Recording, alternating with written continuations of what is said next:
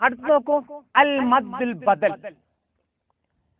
മദ്ദുൽ ബദൽ എന്ന് പറഞ്ഞാൽ രണ്ട് രൂപത്തിലുള്ള വ്യാഖ്യാനങ്ങൾ പണ്ഡിതന്മാർ അത് നൽകുന്നുണ്ട്.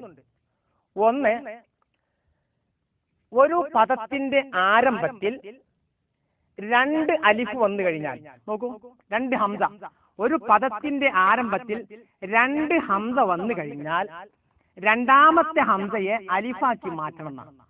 ഉദാഹരണം, ആദം എന്നുള്ളത് നമ്മൾ എഴുതുമ്പോൾ, ആദം എന്ന് എഴുതുമ്പോൾ ഇതിന്റെ ഒറിജിനൽ അസ്ലി അദം എന്നാകുന്നു.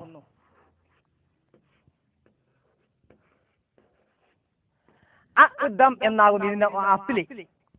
ഇങ്ങനെ വന്നാൽ ഒരു പദത്തിന്റെ ആരംഭത്തിൽ രണ്ട് ഹംസ വന്നിരിക്കുന്നു. രണ്ട് ഹംസ വന്നാൽ രണ്ടാമത്തെ ഹംസയെ അലിഫാക്കി മാറ്റുക. ഈ അലിഫ് എന്ന് പറഞ്ഞ സാധനം എന്തിനാ? ഫതഹിനെ നീട്ടാൻ വേണ്ടി മാത്രമേ ഉപയോഗിക്കൂ. അപ്പോൾ ഇതിനെ അലിഫാക്കി മാറ്റി കഴിഞ്ഞാൽ ആദം.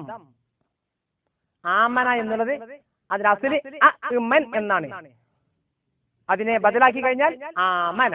ഇവിടെ നോക്കൂ, ആദമായി മാറിയത് അങ്ങനെയാണ്.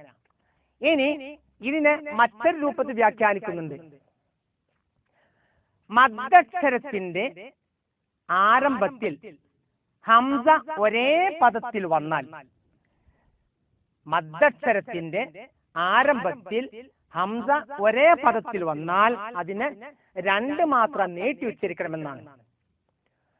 വന്നിടും കലിമാത്തിൽ അവ്വലിൽ ഹംസതൈനി, മാറ്റിടും ഹംസത്തു സാനിയാലിഫായൈനി, നീട്ടിടും മിഖ്ദാറു തൂലിഹി ഹർകതൈനി, ആമന ഈമാനൻ ബദലീനു മാസാലൈനി. വന്നിടും കലിമാത്തിന്റെ അവ്വലിൽ ഹംസതൈനി, മാറ്റിടും ഹംസത്തു സാനിയാലിഫായൈനി, നീട്ടിടും മിഖ്ദാറു തൂലിഹി ഹർകതൈനി, ആമന ഈമാനൻ ബദലീനു മാസാലൈനി.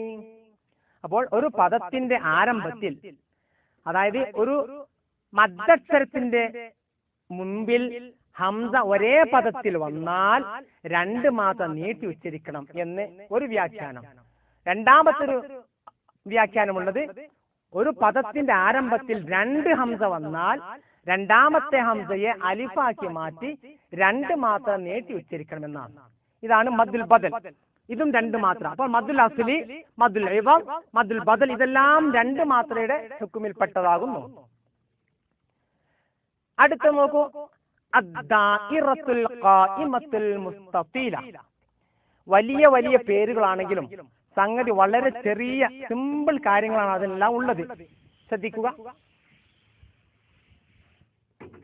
അദ്ദാഇറത്തുൽ ഖായിമത്തുൽ മുസ്തഫീല, അലിഫിന്റെ മുകളിൽ കാണുന്ന കുത്തനെ നിൽക്കുന്ന പൂജ്യം എന്നതിന്റെ അർത്ഥം.